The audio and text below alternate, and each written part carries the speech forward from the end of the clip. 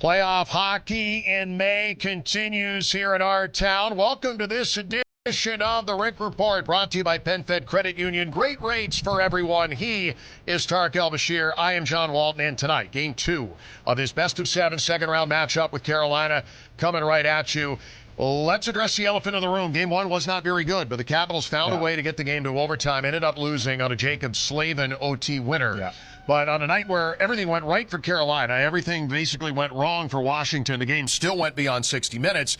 And if the Capitals can improve on a number of areas that Spencer Carbery talked about since that game, you got to feel pretty good about the Caps getting this thing level before heading to Raleigh for Game 3. I mean, John, you're exactly right. I mean, the silver lining here is the fact that the Capitals did not play their best game. In fact, it was probably one of their poorest games from an execution standpoint of this postseason, and they still took the Carolina Hurricanes to overtime and at times had opportunities to make it 2-0, which would have changed the ball game, would have changed the equation, would have changed the mathematics, would have changed the way Carolina had to get out of that structure that we talk so much about. But they weren't able to push it to 2-0, and when you're getting hemmed into your own end the way Carolina does with so many of their opponents, you just kind of felt, as you know, that this 1-0 lead. It felt tenuous. It didn't feel like it did feel tenuous. It didn't feel like it was sustainable. And sure enough, eventually it cracks. And that's something that Coach Carbery has mentioned a number of times.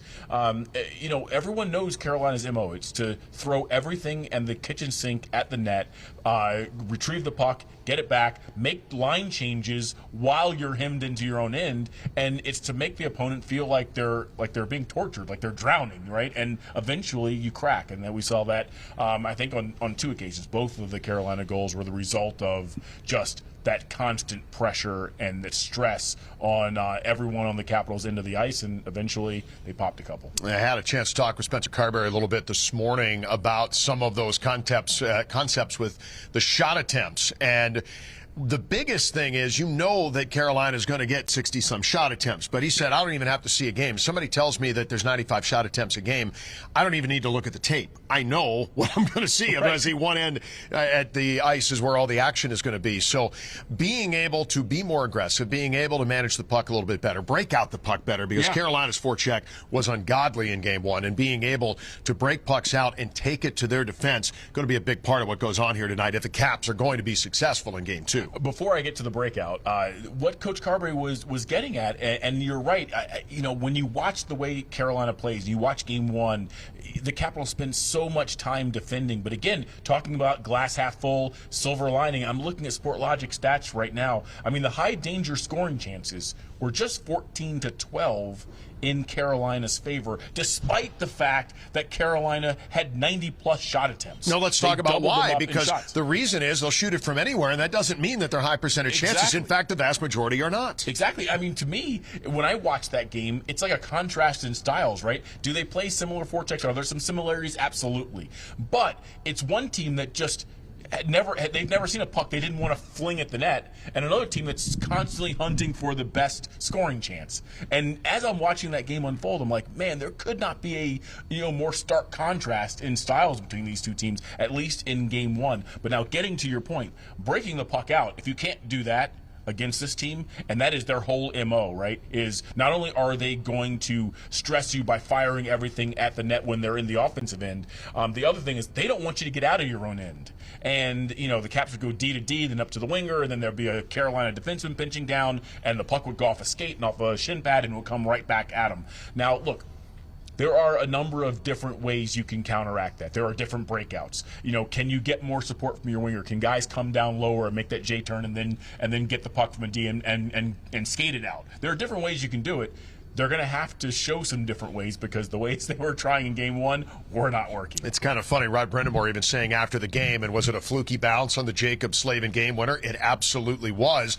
But when you get that many attempts, they're banking on the fact that you're going to get one of those bounces eventually. And that's how they ended up winning the game. I like what Rod said after the game. He said, well, he wasn't not going to shoot it. It's like, well, yeah, because that's all they do is shoot it, right? So it doesn't matter where it's coming from. Expect more of that from Carolina here tonight. Biggest bright spot, no question, for the Capitals in Game 1 was Logan Thompson. And you can probably make an argument this entire postseason that he has been the guy so far. From a Capitals perspective in winning all 4 games, even though he missed some time in the Montreal series, coming back, played certainly well enough to win in Game 1, even though he did not. If playoff Logan Thompson continues, the Capitals are going to be in every game, and just the execution in other places, you're going to end up with some wins here in this series. That glove hand was on fire. They kept going to it. They kept going there. Like, don't go there. The right-handed catching glove's working. It's almost like they think it's a blocker, and then they go, oh, dang it. That was a glove again. Right-handed catcher. Forgot. The one thing that concerns me a little bit, and Logan has been outstanding, he was great in the Montreal series, is workload. That is a high-stress workload when you are always going down in your butterfly, getting back up, down, up, back up, because they are shooting so many pucks. Actually, you do wonder over the course of what I expected to be a long series, does that eventually catch up with Logan a little bit? Look, you got to get through Game 2 before you can worry about what could happen in Game 6 or 7, but LT has been outstanding. And, I feel like at the other end of the rink, what I want to see the Caps do to Freddie Anderson is make him work a little bit harder. He does leave loose change hanging around the cage quite a bit. I want to see them get to some of those second opportunities and try to cash in on some of those. One of the things that Spencer Carbery talked about was some of that puck possession, but there are a lot of things that he chatted about with assembled media here this morning at MetStar Capitals Iceplex just a short time ago. Have a listen. Spencer, it looks like Ryan Leonard was doing some extra work. Is he coming out tonight? We'll find out at warm-up. Won't talk lineup, but we'll see what the lineup looks like tonight. Tom Wilson a minute ago was saying, the obvious, Game 1 wasn't Caps hockey. It feels like the players are more dialed today. Did you sense that in the last 48 hours? Yeah, you could feel a seriousness to the group over the last day and a half. Which is no different for our team. Like, I felt like that all year is when we don't play to our standard, it bothers our group, whether it's Game 14 of the regular season or it's Game 1 of the second round of the playoffs. So there's a focus and a seriousness to the group of we need to correct some things and make sure that we're a lot better tonight. How tough has it been for Ryan Leonard, obviously coming from school, just a whirlwind couple of months, and you kind of expect him to produce, and able to score a goal, want a goal. Like, how tough has it been to sort of watch that? And do you almost expect that out of a young player in a situation like this? Yeah, I would correct you right away and say, who expects him to score a goal? Because that wasn't my expectations at all. If he does, that's not to say that he can't or you don't want him to, but him coming to our team after his season ended and coming to the NHL level, I had no preconceived notions or fantasies that Ryan Leonard was going to come in and dominate the National Hockey League this time of year, and especially in the Stanley Cup playoffs. So not unlike any other player, it's a process as a young player coming to the AHL or, for that matter, the NHL, which is significantly more difficult. And we and I will treat him the same way from a standpoint of the development process for young players inside of our organization, whether they start in Hershey or they start in Washington, is exactly that, a process. And we will continue to work with all of our guys, but specifically young guys are at the forefront of that, of making sure that every day that they're getting the necessary attention and communication of what they need to do to just continually improve. And they will, and that's why we draft and why the players we bring in are such quality people, is because they want to put that work in on a daily basis. And then sooner or later you see growth. Sometimes for players it's like this, sometimes for players it's like this, but eventually you'll see those rewards as they get continue to develop and improve. You look at Dubois and the line numbers were good. Were they deceiving in game one? They had a lot of zone starts. Who had a lot of zone starts in the team? What did you think of that matchup? Tom, if we went through all of the matchups and looked at the numbers, Those were the most listed on the most. Yeah. They also had the most single zone starts. Yeah, tons of D-zone starts. Our whole team had tons of D-zone starts. Almost to a line got crushed. Underlying numbers. Lars's line gets a little bit of the benefit of the doubt from some deployment that that I helped them with, but it was not pretty. So do I put that? Did I look at, to your question, was there anything inside of their line that really stuck out as struggling? And the answer to that would be nothing outside of what happened to our entire group. Spending way too much time in the defensive zone, starting there obviously a lot, not being able to get out and get on Carolina's half or sustain any significant amount. They had a couple good looks. Like they had the 2-on-1. He gets passed across to Willie, doesn't connect, and then I want to say Willie. Yeah, I think they had 2-2-on-1s where they get decent opportunities. But yeah, it just wasn't good overall. One of the things that we have said through the course of the postseason, when information, shall we say, from the head coach has been a little tougher to come by, believe your eyes, not what's being said. And as far as Ryan Leonard stayed out late today, and I think he's coming out. And Taylor Radish, who left early, would be in the lineup tonight. And one would think, and again, we don't know this because there were no line combinations this morning, but with a more veteran guy in Taylor Radish, who's not maybe as, in terms of playoff experience, it's pretty well a wash, but in terms of game experience, NHL experience, the skating that Taylor possesses, the shot that he possesses, getting a little bit of a different look in here. And Taylor, who was in for the first 4 games of the series against Montreal, comes back, and Ryan would sit. And I think for a young player, it's certainly not a bad thing to be able to watch and jump in. I mean, it's still just over a month since he left college, to be able to kind of watch how things unfold from up top, and a little bit of a cheap lesson, so to speak, is not a bad thing. Yeah, and, probably the easiest player to pull out as well, right? Young man, you say, hey, look, you've been awesome since you got here, but we got to mix things up. We just lost game 1 at home. We're looking for a little bit of a different look, like you said. And,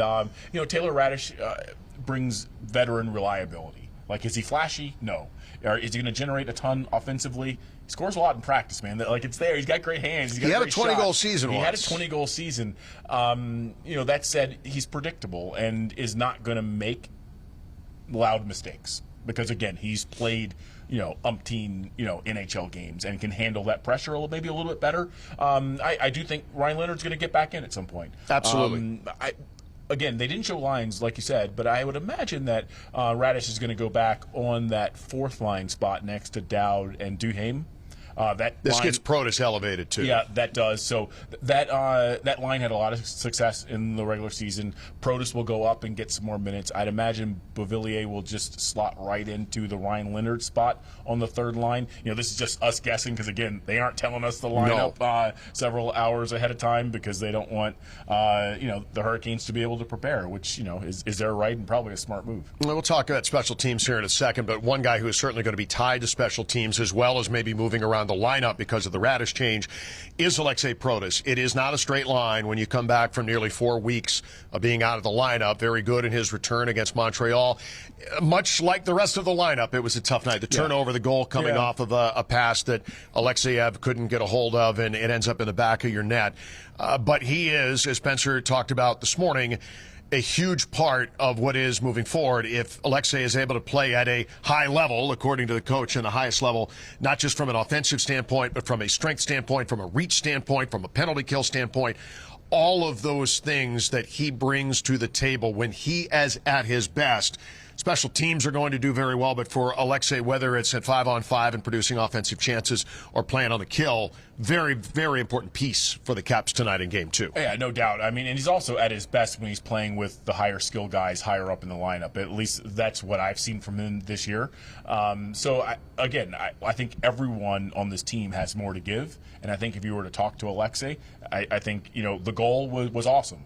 He was also at the scene of the crime for the first goal. So I do feel like there are a lot of guys that have to look themselves in the mirror and just be a little sharper, play with a little more edge, play with a little more determination and focus. He's one of those guys. When Alexei is on top of his game, I mean, he is arguably one of the best players on this team. And, I go back to something Tom Wilson told me about a month ago. He said, in this room, we consider Protas to be our MVP this season. Yeah.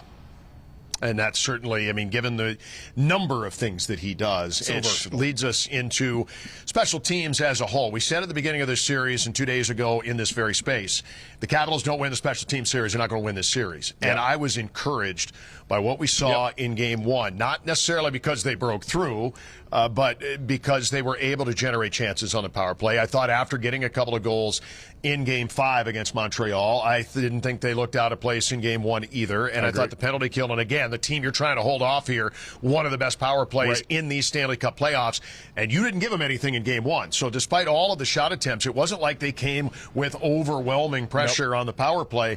I thought the special teams were pretty good. And if you're going to need more of that, and you're going to need results on the power play, but all in all, not too bad. Maybe the Caps should play 5-on-4 the entire game. I do, in all seriousness, feel like they were at their best on the penalty kill. I mean, that, like you said, the Hurricanes' power play came into the series almost 32%.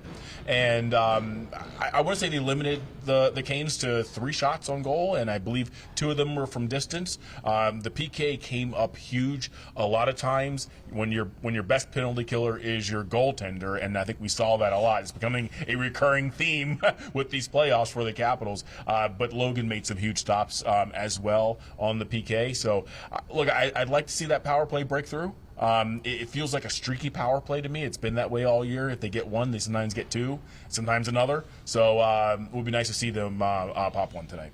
A little bit, a short time ago here on the desk at MedStar Capitals Iceplex, our Katie Florio had a chance to talk with Lars Eller, a guy that knows a lot about hockey this time of year, a Cup winner in 2018, and a lot of good insights coming up from the Tiger. Here is his chats with Katie. Well, Lars, thank you for joining Rink Report today, and happy birthday. No, it's a big day for you. Hopefully the Capitals can get the win for you on it. And on those lines, obviously shot attempts was a big storyline in Game 1. How do you guys do a better job of combating their forecheck and the sustained offensive pressure? I think there's a lot of things we can do better overall to minimize that. But I think our overall game with and without the puck has to be better. But I think what happened a lot last game is they were getting a lot of shots from the outside, maybe not dangerous scoring chances, but they were getting the second pucks out in the corners. They were getting a lot of the rebounds and second chances, and they were first on a lot of pucks, where usually when we're on our game, we're getting to those pucks. And so when we weren't, it led to additional zone time for them and spending too much time in our own end, which led to more shots. So it was a little snowball effect that way, but I think we can get it stopped early if we're on our toes, and I expect us to be that tonight. And what goes into winning those 50-50 puck battles and being able to flip that script? It's a little bit mentality, I think, from the get-go, and having the mindset of dictating the game, and everybody being more aggressive and being heavy in battles, because I noticed, I said that before the series too, both teams know each other's strengths and weaknesses, and they know the systems, and you scout each other, and then once all that is done, it comes down to winning races to pucks, winning puck battles, coming out with the puck and being first on the second chances, all that. And for the most part, they did a better job than us in Game 1, and now we got to come out and respond in Game 2. Only down a game. It's going to be a long series, so a lot of time left. But you were obviously on that 2018 Stanley Cup team and played a big role in that, where you guys did have to rally a few times. Are there any lessons from that year and that season that you think about bringing into this year? Yeah, I think there is. I remember we were down in every series, and last time we won. So it's not a straight path of just winning games. It's not going to be easy. It will be difficult. Last game we probably didn't deserve to win, and that should show tonight as far as our attitude and our aggressiveness and attention to detail and all the things that made us a good hockey team in the first round and in the regular season. What's done is done. Now we're gonna look forward, and I have all the confidence in this team that we can overcome the adversity. That probably won't be the last time we face some adversity here, but I think the good thing is in this case that we can look inward and change a lot of the stuff that led to a bad outcome ourselves, because I feel like we did it to ourselves a lot last game. Big picture, I want to talk about your line mates for a second. Obviously, Ryan Leonard comes in. You have a rookie. You, as a veteran, Andrew Mangiapane has come up big a few times, game-winning goal in Game 4 against Montreal. How do you feel you guys have been able to read off of one another?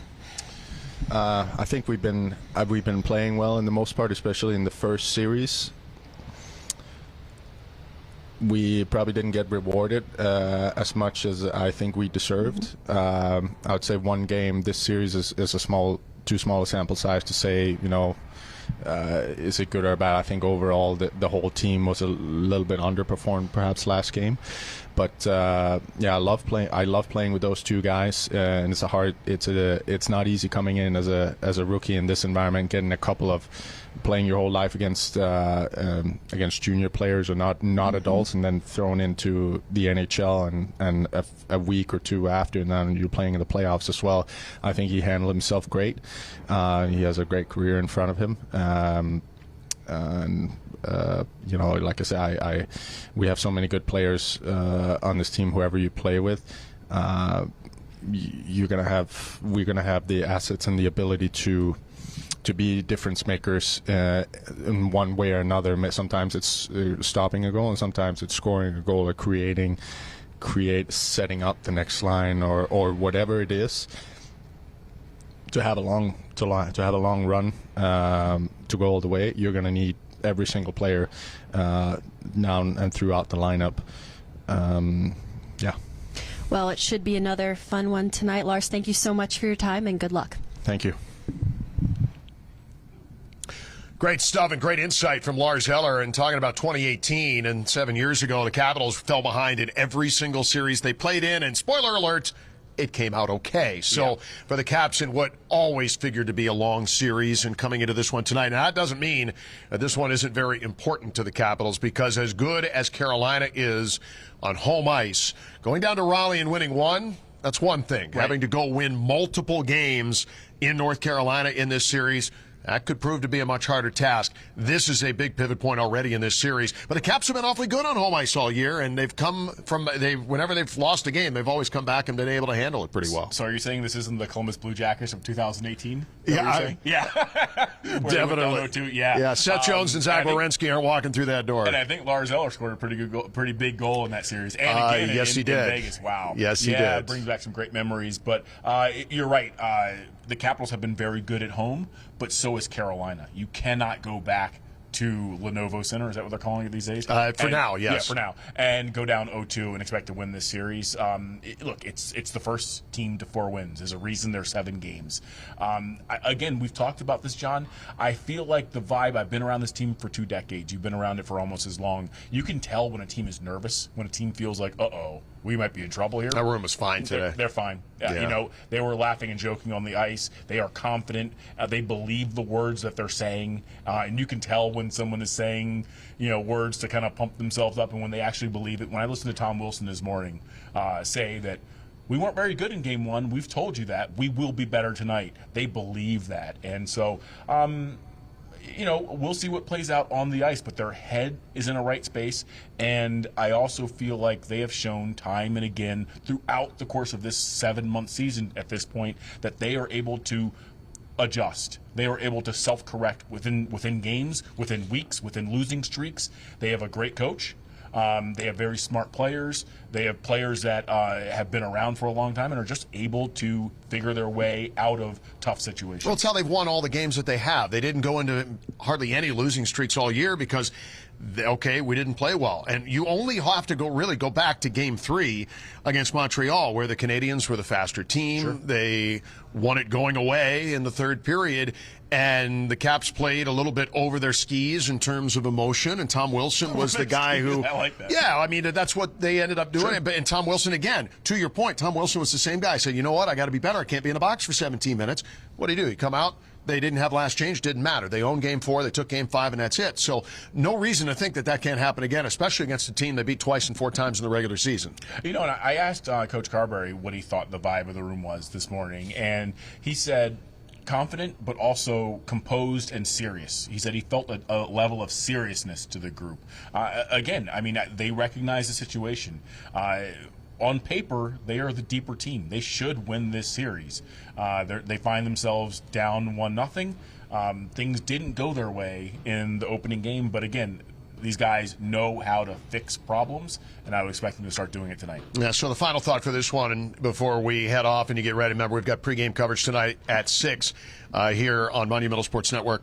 This is a team that has to limit shot attempts against. If you give up another 95 shot attempts tonight, Carolina's going to win. Make that number 65, and you're probably going to win the game because you're going to be better and make Freddie Anderson work a little bit harder. You're going to get some better chances. Want to see a little more from Pierre-Luc Dubois' line. There's a lot of guys, and don't want to single out anybody because it was a tough night for pretty much anybody who's a forward on this team. But for Pierre-Luc Dubois to be able to get some of those D-zone starts, not as many of those, get a few more in the O-zone, be able to drive some offense after winning faceoffs in the D-zone and try and turn that into offense. Didn't really get that going in Game 1. Right. Hopefully that happens tonight in Game 2. Yeah, the analytics were ugly for a lot of players. I think they skewed ugly for Dubois' line simply because they were taking most of their draws, 16 feet from the Capitals' net. I mean, that's a tough way to live. For this team tonight, it begins with the breakouts. It begins with being measured and purposeful when taking the puck through the neutral zone. And then when you get into the offensive end, they got to do a better job of hanging on to the puck and making Carolina defend. I felt like there were way too many one-and-dones. There were too many times where they missed the net. They were trying to be too fine. It cracks off the glass and it goes the other way. It actually starts the breakout for the Hurricanes. That doesn't help. When you're trying to get more offensive zone possession time, missing the net by 3 feet because you're trying to go crossbar down does not help. So, look, I feel like so many things didn't go the Capitals' way. Last game, they are going to be better this game because, again, like I said, they've done it all year. They have been able to go, we weren't very good last game, guys. Let's double down. Let's dial in. Let's be better tonight. Yeah, the analytics a little ugly in Game 1. Need that to be better in Game 2. Our analytics are always lovely here on Rink Report. Thanks for tuning in to this edition on this game day. Remember, the game coming up at 7 o'clock tonight. Game 2, it's the Caps and the Canes. Thanks for tuning in to this edition of Rink Report brought to you by PenFed Credit Union. Great rates for everyone.